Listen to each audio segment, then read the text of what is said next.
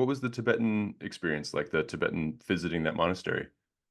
Yeah, it was cool. A dear friend of mine from high school runs the center, and I've been a few times like off season when there weren't teachings going on, and it's just a beautiful space. And he had is like very devoted to this teacher and has really kind of oriented his life and career around this teacher. And so he had been wanting me for many years to meet him. And this is the week when it's like an annual seminar where he comes into town and everyone comes from kind of far and wide to be able to receive teachings from this teacher for that week. So, yeah, it was really cool and extremely, I feel like this is maybe something we'll get into, but just fascinating how much diversity there is within Buddhist traditions. And even now I've been practicing for something like 12 years and always still like I'm finding new experiences when I'm in different Buddhist communities.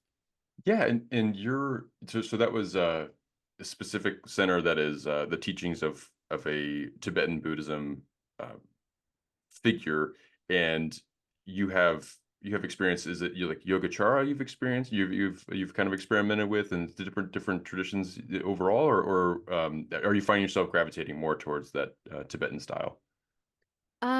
Yeah, I think most of my practice has been in Theravada Buddhism, like Vipassana practice, and particularly in this like Western Vipassana insight tradition, um, a la Spirit Rock and Insight Retreat Center and that kind of stuff.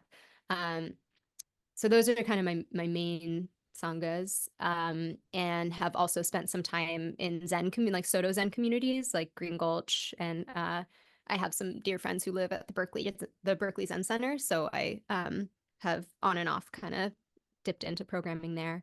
Um, and then I had one other experience with Tibetan Buddhism, but really that's not my main community. Tibetan Buddhism is more foreign to me than, or Vajrayana is more foreign to me than the other. Yeah. Yeah. What was that experience like going to, what was the name of the center for that you visited where your friend was involved? Gomde. Someday? Okay. I mean, there's a bunch of Gomde, California, but they have like international centers. Yeah. Oh, fun, fun. Yeah. So Yeah. what was that experience like kind of going there and seeing a lot of people from a variety of backgrounds, or were they all kind of going to attend to hear this person speak that was visiting? It was pretty diverse. There were some people who, helped found the center 30 years ago who were like diehards, and a lot of people who, yeah, really diverse. Some people who was like their first time ever experiencing any form of Buddhism and like stumbled into it via, they were in Nepal and heard from someone that they had to see this guy, like that kind of thing. Or another one, they were really into yoga and that kind of, one thing led to another. And, I actually did you ever meet Paul Condon or Conlin? He took a class at IBS with me, and he's a professor of psychology in Oregon. And he was there, so I was like, we didn't know in advance, but I was like, wait a minute, I've seen you in a classroom on Zoom. Um, and then I think probably like the largest. Oh, and it's like a big merit making activity. So to be able to support and sponsor some of the pujas around the that were happening around the seminar. And so the first day was sponsored by the Himalayan and Tibetan community in the Bay Area. So like a bunch of folks went up and, brought in like massive amounts of food and like katsas and, had everyone was like supporting the puja around, which was really cool to see. And then I think the largest population there. I don't know if that's true. Anyway, a large population there was folks who had been on the study abroad program. I feel like I'm kind of going out of order, but the way that I was introduced to Buddhism was through this study abroad program. And this teacher frequently teaches at that program. So a lot of people first encountered him through that and have kind of stayed uh, with close ties. And so, yeah, there were a lot of people who over the years had been to that program as well. Oh, that's awesome. But it's so Yeah. cool that there are people that are, all kinds of involvements, whether they were, part of maybe some breaking, foundation kind of stuff from the very beginning. And there's also people that are kind of come at it from a from a yoga angle or from different interests that brought them there. And then you also have this kind of cool tie where you have it through like a friend. You have it through like Mm-hmm. so you have this window into like a very deeply devoted Mm-hmm. practice angle that can kind of like share some things. And what was this? What was the study abroad program like? Yeah, so this was I don't even know what it's called anymore because it's kind of changed hands. When I did it was the Antioch Education Abroad. I think Carleton runs it now. But it's for many years, like since the 70s, there's a temple in Bodh Gaya, like where the Bodhi tree is. It's a Burmese temple, vihar in Bodh Gaya that hosts American college students, and the setup of it is kind of you're taking some other classes, language, philosophy, history, whatever. And then the practice portion is the first month they bring in teachers in the Theravada tradition, and there's kind of immersive practice in Theravada. And then a Soto Zen teacher comes in for a month, and then Vajrayana Tibetan teacher comes in for a month. So you kind of have these like deep dives to be able to immerse. And yeah, so I did that program in 2012. And Choki Nimmer Rinpoche, this teacher that was leading the seminar this summer, he comes for the final month for the Vajrayana teachings. And Wow. yeah, interestingly, the year that I did the program was the one year he wasn't able to come. Like one of his main attendants was dying, and so he stayed in Nepal. Um, but yeah, but that's how that program is how a lot of people met him who are now go to the seminar every year and all that. Yeah, wow. Yeah.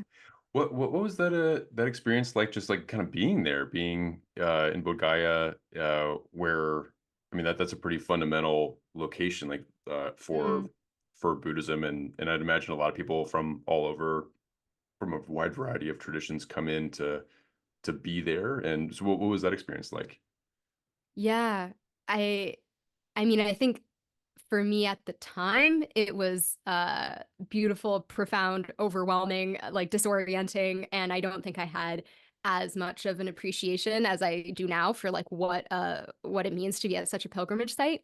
But even still, I definitely saw the space transform because pilgrimage season is like towards the end of the year, and we started in August, and it was only the Hindu locals that live there, very small, like kind of more rural population. And then things just like crop up, like all these side alleyways all of a sudden become like marketplaces that like have booths everywhere. And yeah, and even the Mahabodhi temple is kind of was more um spare at first, not a lot of people there, and then all of a sudden you see like massive lines of pilgrims coming in, and each from a different area. So they like, I remember when you would go in, there would be like, oh, like the far right corner in the back was where all of the Tibetans would be. And they called it the gym because they do full body prostrations. And so there's like, that happening over there. And then you'd see like all of the Burmese pilgrims over on the left side, and kind of you could see, again, like we were talking about this diversity, all of it existing within one holy site. Um, yeah, and seeing that kind of energy start to be infused in like November, December as people started coming in. Wow, wow. It's so cool that you got to see it kind of before the hustle and bustle. So you got to kind of Mm-hmm. see it as it probably usually is throughout the year, and then you got to Yeah. see it kind of like ramp up. And I'd imagine that kind of intensifying just your day to day, right? Like just like getting around is a little, you have to take a little extra care, a little extra time moving around. Um, and so you did this program. It sounds like it was a college-based study abroad program, right? Yeah. Yeah. Mm-hmm. So were you kind of interested in Buddhism from a practicing standpoint before that, or just academically? Or was this kind of like, oh, you know what, on a whim, I'm just going to go ahead and try this study abroad program because when else can I live in India? Yeah, more the latter, but kind of even more naive than that, maybe. Like it's, I think looking back on it, it's kind of like a humbling thing of like, okay, there was some karmic pull or like some seed that had been planted that was ripening there. But I remember in high school when I was applying to colleges, they would like schools would tout their study abroad programs. And I remember thinking, okay, like what do I actually want in a study abroad program? And I did some Googling and came across this program and had no, I don't know, we did like a week of Buddhism in 10th grade or something, you know, like I knew nothing. And I had no connection to India. And there were 3 tea breaks during the day. And I was like, oh, I love tea. Like, that sounds great. I'll do that. Like, this is different. Um, and for some reason it stuck. And there were a lot of challenges and barriers leading up to my ability to go. And, uh, looking back, I have no idea since there was no like actual reason why I was going. Like, why did I persist through all of these hurdles that came up? But something in me was like, I need this. I need to go. Um, and yeah, so really that was my first experience. Well, when I first applied, because it wasn't an approved program at my college, when I first applied, they were like, why would we have let you do this? Like, you're a math major, you have no demonstrated interest in Buddhism. Like, what? And so they were like, why don't you take a class in Buddhism before you go? So I did. I took one class the semester before. Um, and other than that, I had knew nothing going into it. And that class more or less solidified your interest, or just more or less just kind of hit that prerequisite and just like, I'm going. I don't know why I'm going, but I'm going. Yeah, both. I think I was pretty convinced I was going to go regardless, and then the class was taught by, I feel like you maybe would have read some of his stuff, Donald Square.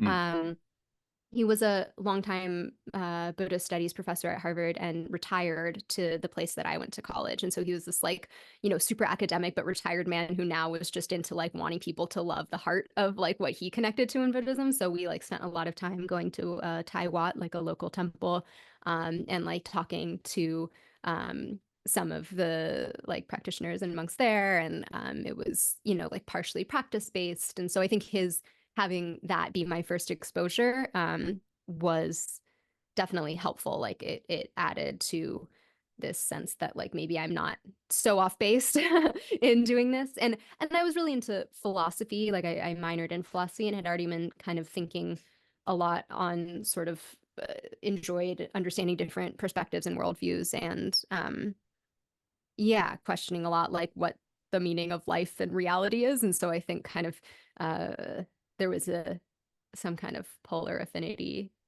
Yeah. that came through as I started learning. Yeah. And did you grow up in a religious environment or religious household, or was kind of when you got into your academics and started studying philosophy and just having this general seeking or questioning element to your life as you're growing up, did that kind of guide you into making decisions like going to study abroad Mm. there?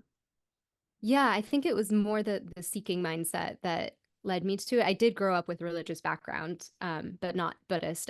I grew up Jewish. I am Jewish. And went to a Jewish day school K through 12. So like all of my yeah, it was deeply in. It was like a pluralistic Jewish day school, so it wasn't super religious, but there was definitely like we learned Hebrew alongside English, and there was always like Judaica classes, and um, yeah, like twice a week prayer and like things like that.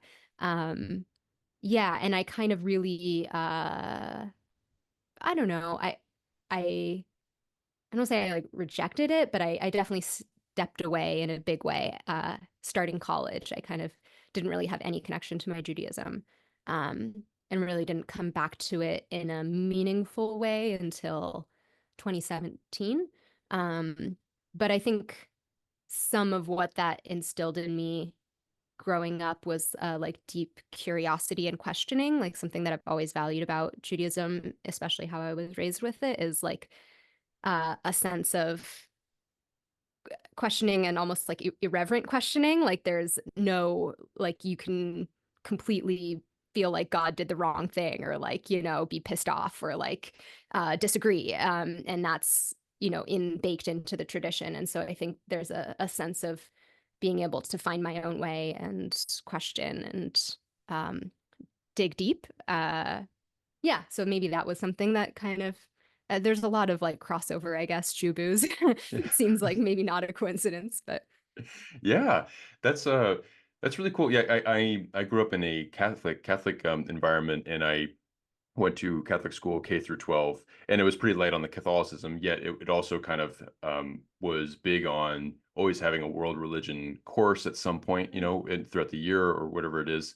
Mhm. And that they what I really appreciated about my education in that way was that it was open to questioning. It was open Mm, to um, introducing you to a lot of diverse traditions and philosophies. And so mm, I can relate to that kind of what is it like upbringing where you kind of like mhm, you maybe, and I'm not, I have not really felt like deeply connected for a variety of reasons, or for maybe no real reasons that I can fully perceive. But like I don't have like a very deep connection other than family history and things like that with mm, Catholicism. But that that training of looking again and continuing to study and ask mm. has been really a wonderful thing. So I'm glad that you had that experience. You got to find yourself exploring more, and then you got to come back to it. You found yourself coming back to Judaism, and identifying with that more in 2017. And I know that right now you're working with the Jewish Studio Project. Is that right? Or you, yeah, Yeah. yeah, that's a really cool program. I took a very brief look at it, but it kind of weaves together Jewish philosophy and kind of art therapy. Am I understanding it Yeah, right? that's Yeah. absolutely, yeah, like kind of an art as inquiry as the way to kind of do the deep dive that we were talking about, right? Like the questioning and turning things and seeing what other angles they can be looked at through. Yeah. Yeah. I mean, how did you get involved with that project? Yeah, well, so 2017, the way that I kind of first started finding Jewish spaces that felt more aligned, because while I really appreciate a lot of the Judaism that I grew up with, there's also a lot that felt um yeah, that kind of doesn't necessarily match where my values are at now, and felt a little bit alienating based on the me that I grew into grow yeah later in life. But so in 2017, I ended up doing this young adult fellowship at a urban Jewish farm in Berkeley, called Urban Adama. And I was like, I think 3 months, kind of communal living, and there were components of permaculture and sustainable agriculture, and like working a farm, and then connecting to kind of earth-based Judaism through the cycles of the year and the seasons. And there was a mindfulness component and a justice-based component, and so it kind of wove together a lot of things that I cared about. Um, and in that program, they kind of had some ties to other similar Jewish orgs in the area. And so there was just like an afternoon session at the Jewish Studio Project. They have an art studio nearby in West Berkeley. Um, and yeah, I mean, I think it was interesting to me, but I grew up with the narrative that like I'm not good at art and I'm not creative and all of that. So it was like a little bit terrifying to me, but I think I was drawn to it in some way. The founder is like super charismatic, and when she gets talking about this stuff, you're like, okay, like I'm in.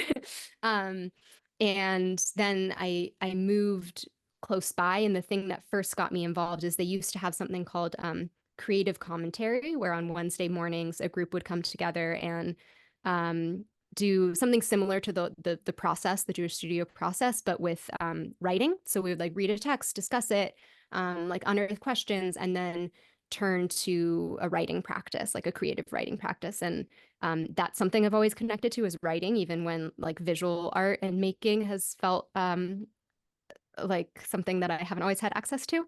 Um, yeah, so I think that I was going weekly for maybe a year or so. And then I just got more involved 2 years ago in training to be a facilitator of the process that they do, and kind of finding ways to weave it together with the chaplaincy work that I do. And for me, I think it's kind of the thing that's sealed the deal, is ways that certain chaplaincy cases, sometimes they like lodge in you in a way that's like hard to process. And I have all my tools, like different rituals that I do, different supervisors I go to, meditation, etc. And there was one case in particular that like everything that I tried, I just like I couldn't, I just would keep thinking about it and crying.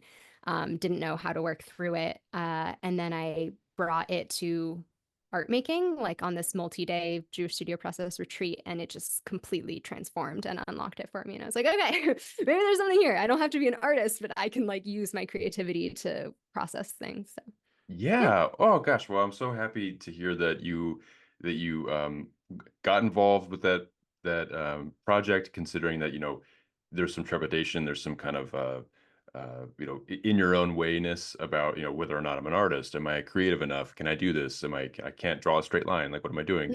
And then you found yourself relying on it and helping you unblock a really intense case that you had worked with. So I'm so happy that you found that.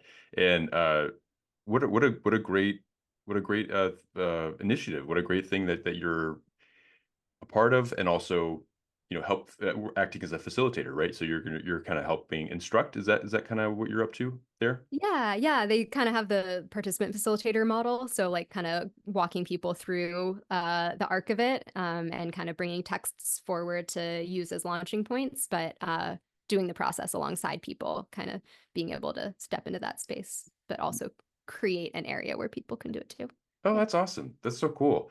And then when you are, because you mentioned like chaplaincy, like when you approach your chaplaincy, which, but I'm curious like what the specific area within chaplaincy you're involved with. But when you approach your chaplaincy, does it carry some of the Buddhist experiences and the Buddhist practice that you've been kind of cultivating over the years, as well as your uh, some of the Jewish philosophies and approaches that you've kind of experienced with growing up, with studying, and also with the Jewish Studio Project? Like, do those kind of inform a lot of how you approach your work as a chaplain?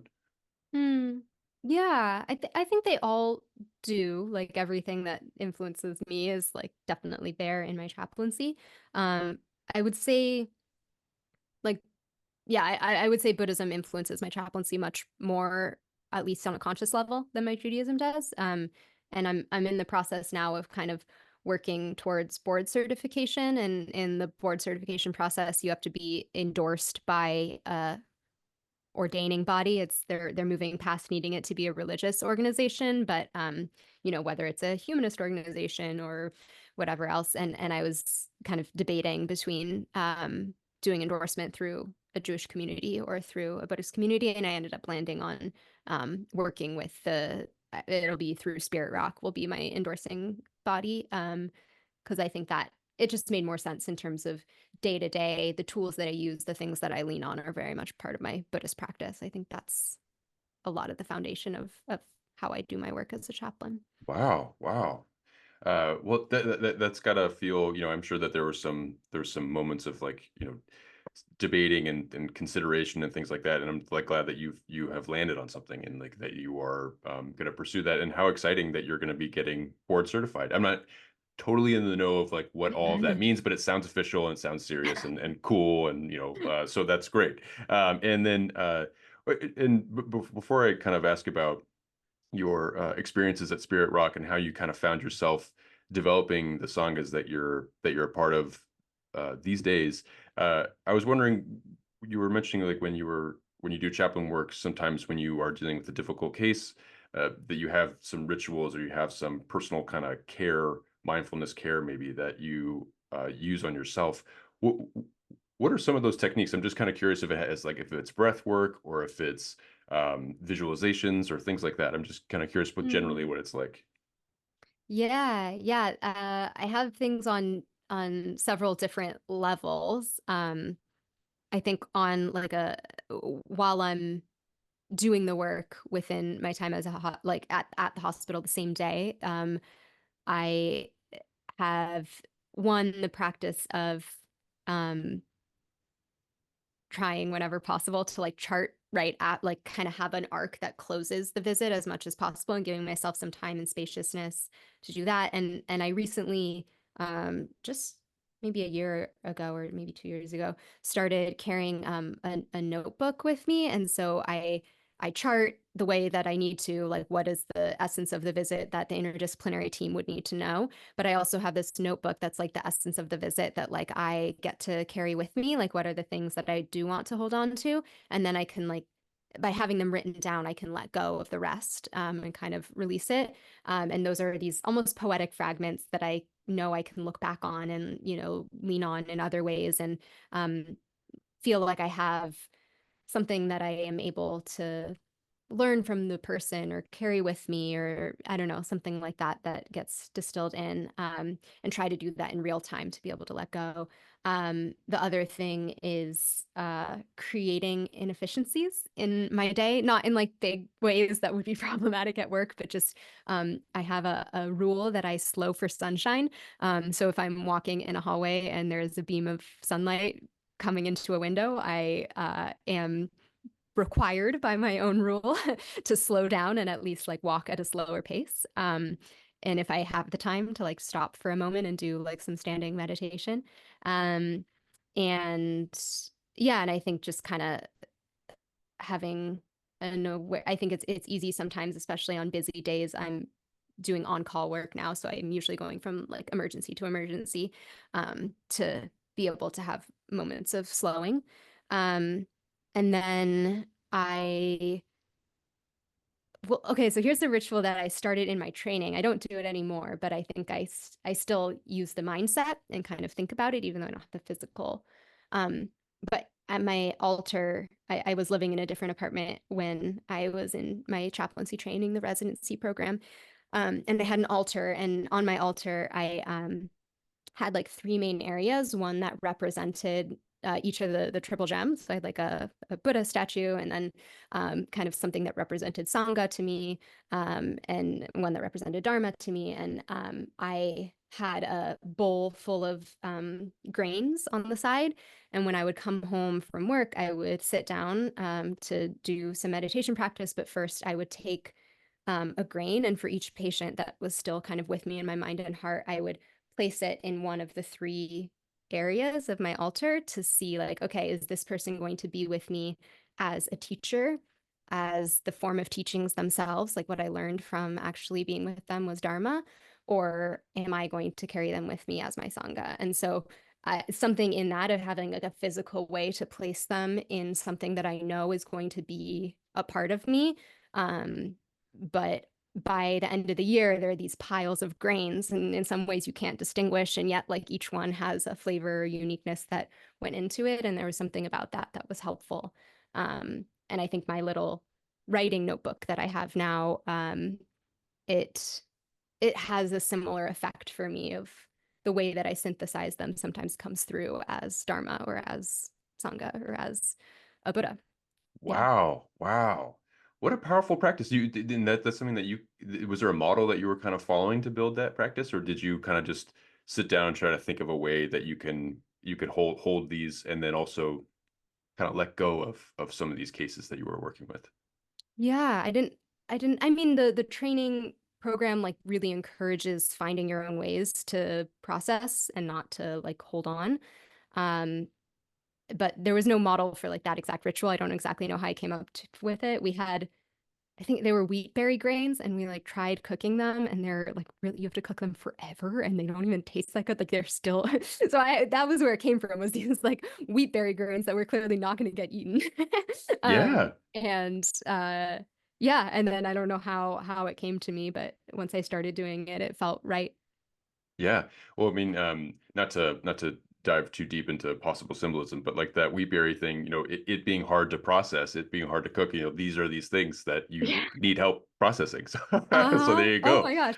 I hadn't Uh, even thought of that. That's yeah. perfect. But that's what a cool, and also like a visual representation too, where, I mean, I don't know if, this is necessarily like an active part of for you, but just seeing eventually little piles of in different areas, you get to see who went where in certain ways, and Mm. how you are generally um uh, holding them in your mind, or having the three jewels hold it for you, seeing where you're piling up the most. But also too, I mean, you can kind of look at it and see all those grains are individuals that you are Mhm. impacting, and those grains have grains elsewhere that you've also impacted too. So Yeah. it's a really wonderful visual representation. And yeah, if I hope, I mean, I'll definitely take some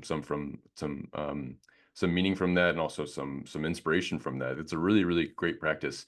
I remember watching a Dharma talk with Jack Cornfield a little bit ago. I think it's a relatively recent Dharma talk, and uh, he was talking about, you know, kind of capacity for some people, and I'm forgetting exactly the phrasing of how he was talking about it, but basically, like, when you are grieving something or really having a lot of trouble processing something, it's like going to an altar space and having something like Avalokiteshvara or Guanyin, and having an image or something like that, and giving it to the statue to hold. It's like, I can't hold this. Can Mm. you hold this? Like, you're the symbol Mm. of something that has like a fount of compassion. So like, I can you hold Mm. this for me? And like, really having that engagement with a statue or an icon or something, kind of Mm. like, let's kind of just recognizes your own vulnerability, but also, lets you let go a little bit. And that's a really hard thing to do. And I think that, you know, Yeah. I don't know what your experience is like talking to just people in general on their spiritual path, but some people might feel a little weird interacting with what they might consider inanimate objects or whatever it is. But doing that, giving it to something else is like so Mm. powerful. So I'm really glad that you have you have a practice like that you've kind of created for yourself. But then also too, I feel like there's something really powerful about writing something down handwritten. There's Mm. a limitation in words. There's only so much paper that's dedicated to a page, and so you can only do that much. And then having some closure, having some arc to it. These are really really wonderful things to keep in mind, just not just for chaplaincy, but just like for everyday life, because Mm. it could be tricky. So Yeah, absolutely. yeah. Absolutely. And I love that you bring up the Jack Cornfield in the Guanyin image. Um it's something that she is someone I use also. That I think it was maybe 2 years ago or 3 years ago. 3 years ago. I don't know.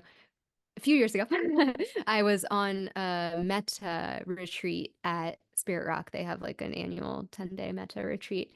And at some point, and have you been to Spirit Rock before? I have driven by the driveway many times, but I've never been up the driveway. So yeah, Okay. one day I will. Yeah. Yeah, I hope you get the chance to go one day. Their main meditation hall, when you walk in, there's like a main altar at the front where the teachers sit. And then in the back, there's like a few statues. And one of them is this wooden, like all wooden statue of Guanyin that's like about maybe torso height, like pretty large. Um, and I I don't know. I've always kind of gravitated towards her. It's like something nice about it. And I like, for some reason, my practice when I go in before I go to my seat, I like touch her toe, um, which is the foot that's like, she has one knee up and one foot down. Like she's always in this active response ready pose. Will like touch her toe of the foot that's like, about to get up and go. Um, and then in that metta retreat, there was one meditation in which I don't remember exactly whether it was guided and what they were asking us or telling us, but I felt Guanyin like at my back. She's like, at the back of the hall, and I felt her like almost like hands on my back. And um I think the meditation was on like compassion too big to hold. And something in it, I was just like, all right, like you got this. Like when I can, and I regularly, when I'm in a visit and it's just like a chaplaincy visit, and it's feeling like too much to hold, like I will kind of go back to that moment and just like you're saying, you're like, okay, like you got this, like you got this one yet? Because I don't know if I got this one. And or sometimes, as I'm gelling my hands, that's another practice of mine. You're always gelling your hands at the hospital and like just waiting for it to fully evaporate, like taking that inefficiency. Um, I'll like, wait for it to evaporate and almost like imagine like it evaporating off, like the things that I can't hold are like going off into her embrace to be able to hold it. Um, before so that I'm free to go to the next visit and knowing that the need isn't gone, like someone's holding it or I don't know. I don't know exactly how I philosophically or theologically make sense of that, but something in it in my heart, it like feels right and Yeah. helpful. That's That's a fascinating way of looking at the gelling. The hand gelling is like hand sanitizing, is that right? Yeah. Mhm. Okay, cool. That's the lingo I'm not entirely on the up on, but okay, cool. So I do feel like there's something very powerful about the cleansing element, right? I mean, I think that, Mm, there's obviously the disinfectant quality to that, but then yeah, like the evaporation or like the disappearance really of all of it. mm, Um, I really appreciate how you are uh, using that moment to be with it as it's happening, because it takes, it's relatively short, and mm, there's a very it's a definitely a sensory experience, right? Because like it's kind of mhm, this cold, wet thing that kind of all of a sudden dries out and disappears, and you think about where it's going afterwards, and for it to be kind of almost like a smoke offering, where it's like going up to being mm, somewhere else, like you're kind of like, well, when it goes somewhere else or where it's headed, it is going to be held by something, mm, and you get to it's basically it almost becomes like an offering, right? When you are mindfully like attending to the cleaning of yourself so that you can go into the next spot or the next case. yeah. Wow. Well, and just briefly too, like this uh incorporating inefficiencies into your Uh-huh. day. Uh that is such a cool idea that I really, really like that. And is that something also that you kind of developed through your own kind of exploration of things, or is that something that chaplaincy training kind of encourages you to do, to kind of take some time out for yourself? Yeah, it definitely encouraged it. I don't know if they would use the phrasing of incorporating inefficiencies. Um, but I mean, they definitely, try to emphasize self-care in the ways that you need to. And there's, I think the other thing that comes to mind in these practices that is a lot of them kind of I came up with on my own, but some of them have a thread of connection to a mentor or a teacher. And I think even if the ritual has changed, knowing that it has like some of their essence in it, I think gives me strength moving forward also. And so the gelling of the hands, there's a Jewish chaplain at Stanford where I work, and uh, that's kind of his main thing. He really talks about there's a Hebrew phrase that I'm blanking on now, but sort of the like the rest is up to God. Like there's only so much I can do, and the rest is not up to me. Um, and so he'll kind of say that as he waits for and like it's interesting to hear you say like it's such a quick moment before it evaporates, but in the context of a hospital, like you're like it's really radical to pause at a door. You're like I've had people be like, you gonna go in? Like what are you doing? And even though it's just a second, it's like things move. And the gel, it's automatic. So you get sometimes they're giant globs that do take a while to dry. But yeah, I think there is something countercultural in that culture of taking that second or 5 seconds. Yeah, wow. That is really it's cool that there are little nods to mentors or people that have helped you kind of shape your experience as you do that. And it's funny too that, when you are responding to your requirement, your personal requirement to do something inefficient, that you are doing that in an efficient place Yeah. where efficiency is like pretty paramount. That's really interesting. And then when it comes to this, your connection to Spirit Rock. How what's the through line between your time at Spirit Rock and also coming home from studying abroad at Bodh Gaya? Mm. Yeah. So I after coming home from Bodh Gaya, I went back to the math world. And yeah, I finished my math major. I taught high school math. I got a grad degree in applied math. I worked as a data science, doing policy work and statistics for a while. So it was kind of very math based. And I didn't really, I had like sort of a vague Buddhist practice of my own, but nothing super formal and definitely not community based. And then one of the summers between my math grad degree, spent, I was thinking about applying. Yeah, it was towards the end of the degree. I was thinking about applying for Green Gulch Farm has a apprentice program where you can like either work in the kitchen for a year or the farm or the garden. And so I did a 2-week guest student stay as part of the application process. And so that was, I think, kind of reconnected me to Soto Zen practice. I ended up deciding I didn't want to do the apprenticeship. But I think when I got home, I kind of Zen practice kind of was where I landed there. And I also, Stanford had the only Buddhist group they had at the time was the Stanford Zen Society. So that also, it was different. It wasn't Soto Zen, it was the Korean Jogye order, which is different style of practice, but kind of still within there. Um, yeah, so that was kind of, I hadn't no spirit rock yet. I don't even know what spirit rock was. It was more in the Zen world. Um and then I did this Jewish farm thing. And in the process got connected with a Sangha in Berkeley that is run by Will Kabat-Zinn, um, John Kabat-Zinn's son. And it was also in West Berkeley at the time where I was living, super close to my house. So I would go every Sunday. And that was something that just clicked. Like it felt like a really good community. I really resonated with Will's teachings and like the way that he framed things. I felt like it hit so much of I don't, yeah, like it resonated with my philosophy. It like hit on what it looked like to turn something into practice. It was something that felt like I could integrate it into my daily life. Like it didn't matter whether I was, I'd had this like ping pong, right? Where I'm like math major, Bodh Gaya, math major, Green Gulch, like kind of going in the urban Ottawa and coming back. And this was something where I was like, okay, this is how I can live. It doesn't matter what I'm doing. It matters like the being. And so that was my first, and he's like, on the Spirit Rock Council or whatever, is involved with them. And so that was the first introduction into the Insight tradition. And my first Spirit Rock retreat was one that he led. It was him and Trudy Goodman, I think, who I think is Jack's wife, maybe Jack Kornfield's Oh, wife mm, is Trudy Goodman. I think, could be wrong. yeah. She's married to one of the founders. And yeah, so that was my first time at Spirit Rock, and I have since then made it a practice of mine to do like 1 to 2 retreats a year as much as I can fit. And then have been practicing with Will's group, the Sunday Sangha, um, yeah, since 2017.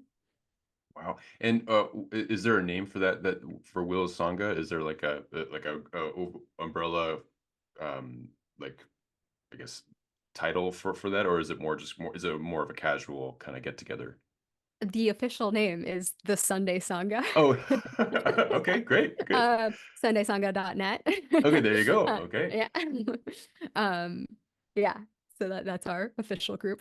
Yeah, yeah, yeah. Oh, that's awesome. That's And so it's cool. it's moved sites right now. It's we're using the journalism school at Berkeley. They're letting us use their space, but it's kind of moved around over the years. Nice, nice.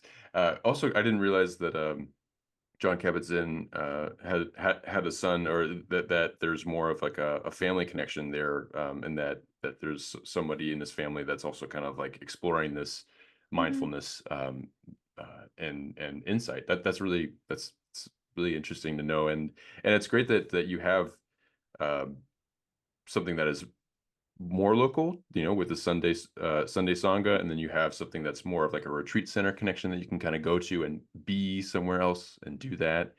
And then has your exploration of different traditions, because I know you just attended a Vajrayana uh, seminar or experience, have you been exploring traditions as you go, or are you actively seeking out other experience Buddhist traditions that are not necessarily ones that you are uh, a part of on a regular basis now, or do you find yourself kind of being more or less set, and then when you're invited to something else, then you'll go and kind of check it out? Yeah, I think I'm pretty open. And I think I am, yeah, I think I'm very open and I see ways that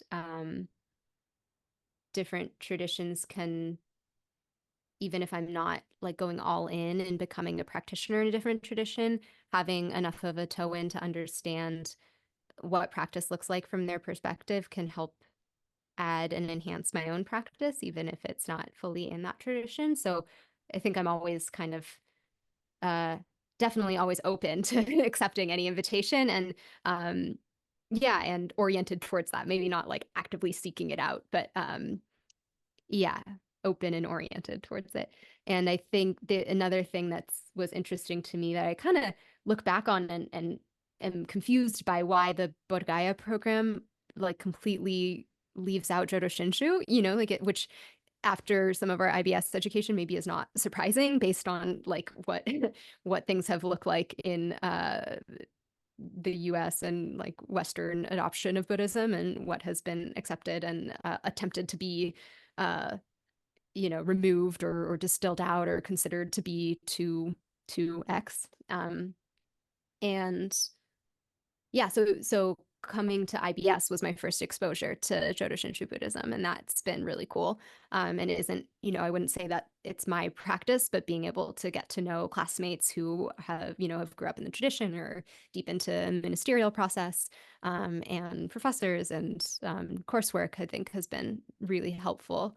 I think the model of Shinran like has been something that has been helpful and influential for me in thinking and orienting, especially towards chaplaincy, even though it's not necessarily like my practice. And I would say same of Adriana. And yeah, I don't know if that answers your No, no, you question. absolutely did, absolutely. And at, at the Institute of Buddhist Studies, you had a chaplaincy track, or you're on a does that where you kind of engage with a lot of pastoral care colleagues and everything. Mhm. Uh, what is I have a one question after this that I'll just speak, like, how did you find yourself kind of like wanting to be involved in chaplaincy and caring for others in this way in the first place, but also too, just like what is being in a chaplaincy program like, where you're kind of surrounded by people that more or less have like minds and deal with some really, really heavy stuff. Uh, Mm. what is that experience like, kind of learning from professors in that field, and also just exploring this field with others that are entering it for the first time? Yeah. Um, for me, the part that's been really special and unique since I did things backwards in a way. Like I already finished my clinical chaplaincy training before starting at the Institute of Buddhist Studies. Um, and most people more commonly do it the other way around. So I already had the experience of being like deep in it with people who are experiencing chaplaincy for the first time and, coming to terms with all of that. But what was absent was my like-minded Buddhist practitioners doing that. And so that for me has been the biggest thing, is being in a classroom with people who can take these experiences and then think about them from a Buddhist lens and ask questions and situate them within, cosmologies that are more aligned with me. Whereas, I had a diverse cohort, but it skews Christian for sure. And the training systems kind of skew Christian as well. And um, yeah, it feels very different to be able to have, even when I feel like I'm lost or disoriented and thinking about my own cases that I'm bringing to a class discussion, say, having someone else in the group. I'm thinking of Letisa right now, for example, who, will like, I feel like she's my emptiness mentor. Whenever I'm confused, I feel like it's like I hear her voice or see her like reorienting towards like an ultimate perspective, and I'm like, right, like that's, I'm just not used to synthesizing chaplaincy as much through a Buddhist lens until I got to IBS and had companionship in that. Yeah, yeah. So and I'd imagine that informing, like we were talking, like, the rituals that you have to care for yourself when you're dealing with a case, or before a visit or something like that. Then now you have like a framework that you can kind of bring in, that's more than just an awareness and a familiarity with Buddhism. You also have this shared discussion based kind of experience with your colleagues that have a Buddhist lens, that are doing kind of the similar thing, trying to process what chaplaincy in a Buddhist context or from a Buddhist context is like. And so you have a really wonderful resource going into that. Um, Mm. and then how did you find yourself um, going into chaplaincy, particularly because I know that and this is something also I want to talk about too, where you care a lot about people a great deal, and I really admire that quite a bit, because you're uh journey through mathematics. I mean, you weren't just doing math and statistics. You were doing statistic work to uh, shine a light on disparities in policing and traffic stops, and the race disparities that are happening with people that are being pulled over, and mapping that and shining a light on that in a big way. That's like really important. And then you find yourself now in hospitals, dealing with, you know, people that are dealing with palliative care, and also just kind of dealing with one-on-one, and also families that are kind of grieving or dealing with serious illnesses. Mm, What has driven you into being someone in service of others in this way? mm. Thanks for that question. Um, it's interesting. I feel like the question I usually get is like, oh, like math, and then like humans and caregiving. Like, how did you make that leap, right? Which is I like have my like, not canned answer, but think I'm used the story, the narrative that I've kind of aligned with through that. But this is I don't know, in some ways you're pointing out that like there's something underlying that seems to have been important to me from the start. And I think that's probably pretty astute and spot on. Um, and like, where did that come from? Yeah, I don't know. I've always really cared about people.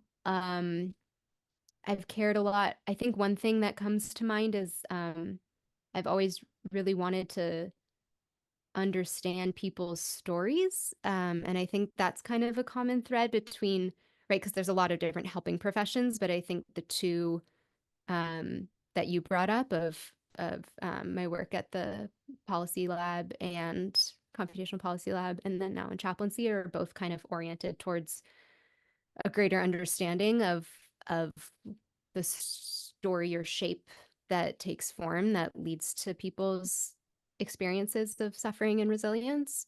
Um, and I think the thing that comes to mind maybe is my grandma. I grew up in a house of talkers. My family is boisterous and loud and interrupts one another and debates. Then, if you come down for breakfast, you better be ready to be hashing out something about politics like before 7 a.m. And I think in that context, I had a very close-knit family, even the extended family. We got together every Friday night for Shabbat and just all live very close by and are very close. And my grandma and I experience as kind of outliers in that we were a little quieter and maybe more oriented towards listening as opposed to jumping in and talking or asserting. And so she was the first person in my life who really kind of taught me what it meant to be listened to. And she was so good at asking questions from a young age. I remember her asking me questions that made me feel like I had ideas and things worth sharing. And something about that modeling is something I have wanted to give to others. Like it was so valuable to me that the idea of being listened to and uh, I don't know, like attended to in a way that makes you feel worthwhile and important and understand yourself better. Something about that. I don't know. And she also was just like a very caring person who she did a lot of hospice volunteer work when she was younger and ended up not continuing with it because she cared, like I don't think she had those practices and just it was like her whole every time a patient would die, she just like couldn't take it. And yeah, but just like her love of animals and care for individuals and for the family. Yeah, I don't know, something I think about her maybe is a Yeah. through line. Yeah, I mean, and it doesn't necessarily have to be. I mean, there are elements that I'm hearing that are somewhat model behavior of just kind of like, being in hospice care and like volunteering in that Mhm. way. But it can also be as, uh, of course, there are like quotes around this, but like, simple acts of listening. That it takes a lot of, um, s- I don't know, for some people sacrifice, but also to a certain amount of energy that you have to have within yourself, and a readiness and availability within yourself to hear someone fully and to Mm. make them feel um, seen or heard in a more deep way. And I'm so glad that you had that relationship with your grandmother, that you felt that way with her, and then that kind of inspired you to be like, well, you know, being heard by my grandmother kind of makes me know how important it is to be heard. So you kind of you spend a lot of time listening to people's stories of pain and suffering, especially as they deal with serious illnesses and their families as well. Um, and yeah, so I really admire that, and you've kind of expressed that in different ways. Yeah, like there for some people might not see the computational mathematic approach as being um, something that is direct enough to feel like you're engaging with a person, you know, living and breathing, but you are actually you're just looking at it from a bird's eye, maybe, or just something that's a little bit more spreadsheety, but it's still like, you know, just as much important, and it helps affect the trajectory of those lives that are affected by uh, policing disparities and things like that. And then, Yeah. hmm? Oh, I was just gonna say, I think that ultimately, like putting it in this frame is also reveals like maybe why it was not ultimately the job, like why I left is because I mean, I was doing theoretical abstract math, but I think I was drawn towards like, okay, I need to get more human, like towards an issue that I care about. And that's how I ended up in looking at racial disparities in policing practices. And I kept wanting to hear the story, like the human stories. Okay, so like we have the big picture, and that's important, especially in shaping policy and getting like antagonist players to listen and come to the table and be open to change.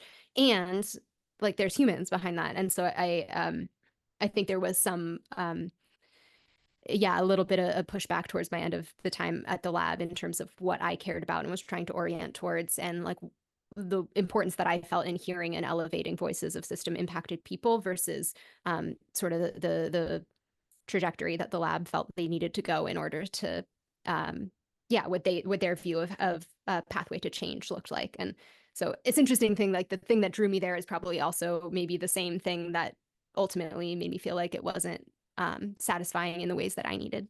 Yeah. And does that element of like understanding systemic prejudices or systemic issues, um, does that awareness go into your chaplaincy at all? Like, when you are addressing a visitor, or you have a visit, or you're dealing with a case, or when you're kind of stepping back and looking at the framework and the workings of a hospital in general, or with anything like that, do you actively look into how there are you know, the way society is and positions other people, that there's like a there's a reason for some disparities or issues that you're seeing? Yeah, absolutely. I it's not a thing I can turn off for better for worse. And I'm waiting for, you know, I'm still kind of junior in the whole chaplaincy world, and I am very much yeah, from the beginning, from way before it was in my lane, I was like, you know, chomping at the bit to like look into certain issues that I was noticing disparities in. And I'm very much waiting for the moment when I'm like, you know, able to maybe be able to merge those two things, or um, yeah, have more of a say in talking about. I mean, the one that comes to mind for me early on and is still kind of a, for whatever reason, is my like, I don't know, you know, you have like certain issues and you can't totally articulate why they like really hit you, but disparity in access to care based on language spoken is one that just like breaks my heart again and again in the hospital. And um, yeah, seeing I first started noticing it even in our training program, that we have a book of cases that don't get finished, and so you like pass them on to the next chaplain, and sometimes they get carried over a few days without getting seen, and sometimes you're like going back in the book and you're like, wait a minute, this person hasn't been seen for a week, and like they asked last week, and why is this happening? And I would write them all down and like, you know, list them out, and usually, you know, I was finding that like 9 out of 10 of them would be non-English speakers. And you know, on some sense you get it, it's the end of the day, you have time for one more visit and one requires calling an interpreter and the other doesn't, like what are you going to do? um, but also that's like creating tremendous inequity and compounds. And, you know, moments where I remember it's not just within spiritual care, but I had an interpreter on the phone talking to someone pre-surgery, and the anesthesiologist came in and was gonna get ready to start talking to the person about serious medical things. In English, and the person was Vietnamese speaking and was not going to understand them. And then I was like, excuse me, like, can I help you call an interpreter? And he was like, oh, I'll just use your phone. So he like grabbed my pager phone. So anyway, it was just like one of those moments where I'm like, oh, like this is happening beyond. And I just wish that I could get a hold of all of the Epic data and show everyone, like, you know, at least take this to higher ups and be like, hey, like, this is a problem. Let's do something about it. That's just one example. I think there's a lot based on many other factors that I notice in more anecdotal way. And yeah, I guess it's part of our human systems that inequities get baked in, but it doesn't make it easy. No, no, and then especially when you're in a hospital and you're in a vulnerable spot already, right? You're Hmm. in a hospital bed or something like that, Yeah. and someone comes in to your room and you're just kind of scanning their face the whole time, trying to see if like this is like they found something good, something bad, but you have Hmm. no idea what they're saying, and then you're Yeah. more or less left to kind of just wait until someone may or may not speak your language, and then have to make care decisions based on that, or just kind of guess. I Hmm. mean, yeah, like that's like, I mean, who would go into even like a restaurant, right? And then like walk in and someone doesn't know what they're saying something you don't understand, and then they just kind of bring whatever. Like, Hmm. some people are kind of game for the adventure, but this is your healthcare. This is your health. This is health decisions, right? Absolutely. And I really appreciate you making sure that sharing that there's this inequity that's going on and doing your best in a system that doesn't really allow you to do your best to make sure that people that are non-English speakers feel heard and feel like they're communicated with appropriately. Um, I do think that like there's something really special about being in 2024 and like I suppose AI, but just like the way technology is with Google Translate and things like that. Like we're in a spot where hopefully that something like this can be changed relatively easily and quickly, but this is Yeah, systemic, right? This is going to take a while. It always takes a while with absolutely. systems. So yeah, I totally hear that. And has that? I mean, you're someone that can speak English, and I think you have a familiarity. I don't know how proficient you are in Hebrew, but you have that background. Do you have you been like, gosh, I really want to up my other language skills because of the work that I'm doing. Have you been working on that? Yeah, I'm pretty conversant in Spanish. I grew up in San Diego, and interestingly, there's a really large Mexican Jewish population in San Diego, and so my school was about a third Mexican Jews, and yeah, so I'm pretty conversant and can yeah, if I'm technically not allowed to conduct visits in Spanish because I'm not bilingual, but I sometimes will kind of do the scaffolding around visits in Spanish, and that's hugely helpful because some people, you know, interpretation services are amazing in some ways, and it's another layer, it's another person in the room, and depending what the issue is and what the dynamic is, that can be a barrier. And I wish I could learn every language fluently. And I know that that's not possible, but I am this coming semester, I'm taking Spanish for worship. Um, I think the PSR, because that's like a gap. You know, I have very secular conversant Spanish, but I didn't grow up with Christian or Catholic language and English, so that's still new to me, let alone Spanish. So I'm hoping that'll fill in the gaps to the point where I could be able to at least conduct visits in Spanish. Um, which is, yeah, like, you know, large percentage of non-English speaking patients at our hospital at least. Yeah, yeah. Well, I appreciate that effort too, because I mean you have balancing all those languages and care and all that at the same time is a lot, but here you are kind of showing up and trying to deepen it and trying to be Mhm. able to deepen your understanding of your skill level of being able to interpret and work with others. And I just have two more questions. One's a little bit bigger and then one's smaller. But as far as like your interest in human stories and the narratives and human narratives and things like that, um, do you find that it's energizing to hear and interact with another human being and hear what they have to say? Or is it more of a thing where you are drawn to it because there's something very compelling about a person living their lives as they live them? And also too, I mean, is there a time when you're like, I gotta put this human story down and I need to just kind of stare at paint drying on a wall kind of thing? Or do you need to, like, to have like something that is like not necessarily living and breathing with the human body kind of time? I'm just kind of curious what drives you to engage with human stories, and also too, like, how do you kind of uh how do you not burn out from it? Yeah.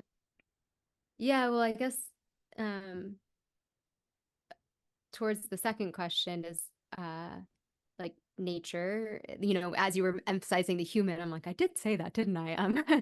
But I also I think, like, to me, nature has stories too, and non-stories, and just being. And I think that's absolutely a big part of it for me. Like, since I was young, I could spend hours just like staring at minute things happening in nature, and that's like going for walks even in just like a urban neighborhood.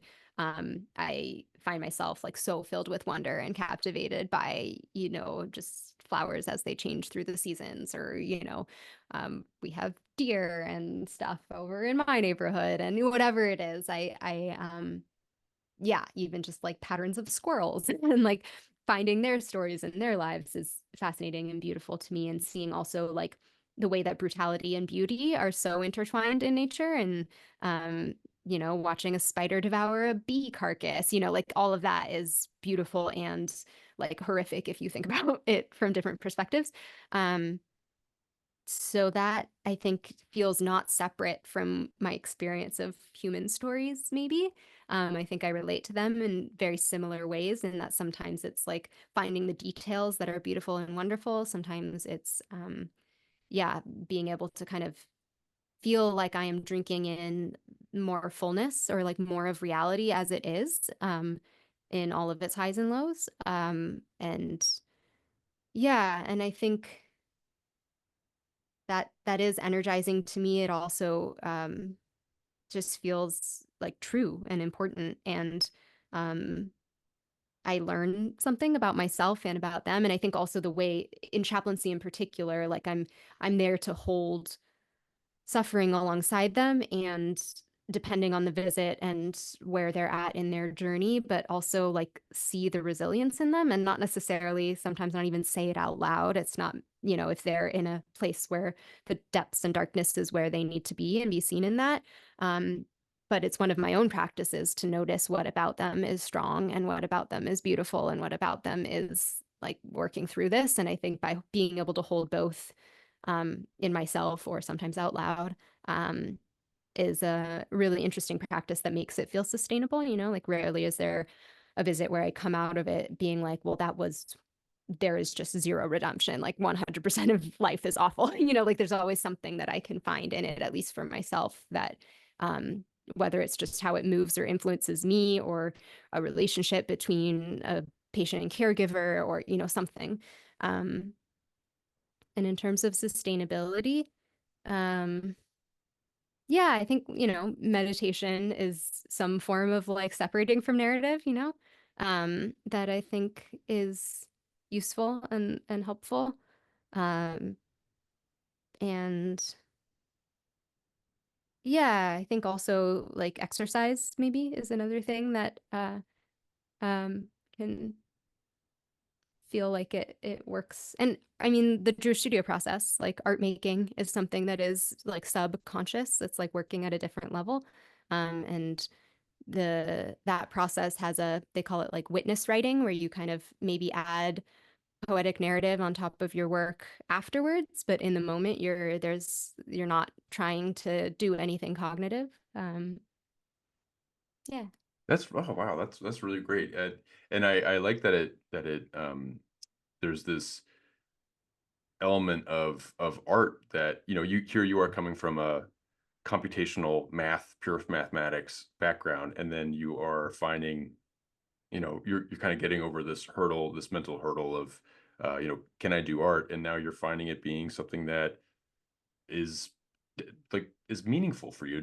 It sustains you. It provides meaning for you, and there is something about like having a doing an art practice that it's like bodily. It's like there's a limit to how much intellect can kind of go into something as you put paint onto a Mm-hmm. canvas. I recently I have a 4-year-old, and we recently did some action painting. And so we put like a canvas down on the ground with some cardboard and just let the paint fly. And there's something Oh very my gosh. liberating about that. And Yeah.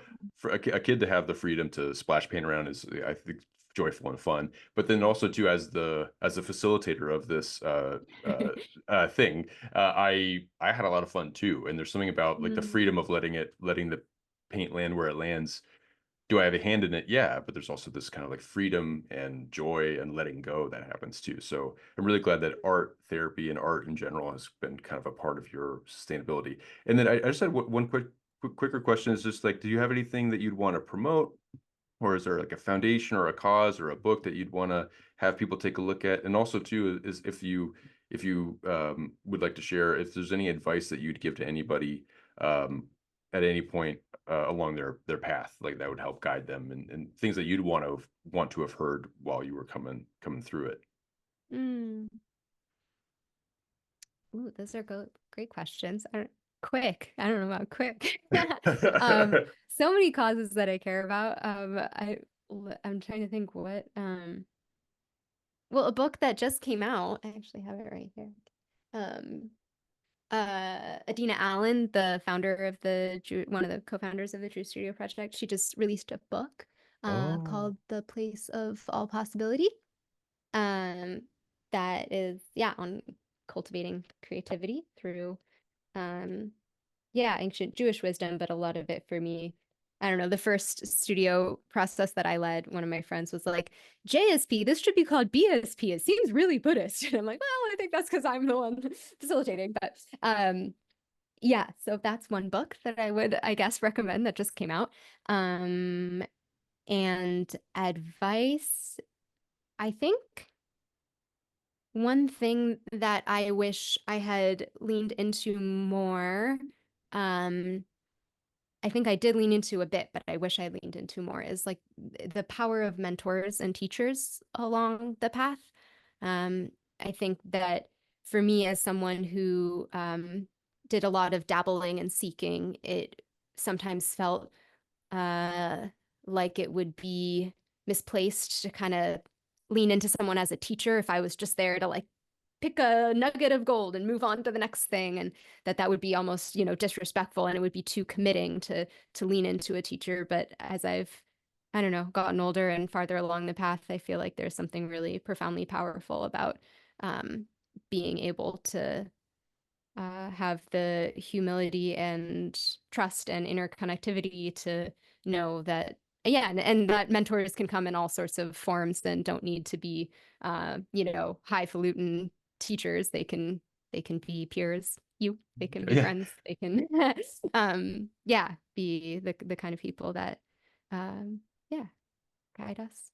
Yeah, I feel like that having guiding figures can be really helpful as you kind of walk this. Like it's a very the Buddhist path can be extremely reflective, and to have somebody uh, that you can kind of see as a guidepost or see like actually give you kind of places to step, the next step, then where the next phase is. It's just helpful to have people around you that can support you in the ways that it is, and there doesn't have to be a limitation on how many, and then it also doesn't require a certain uh CV cred.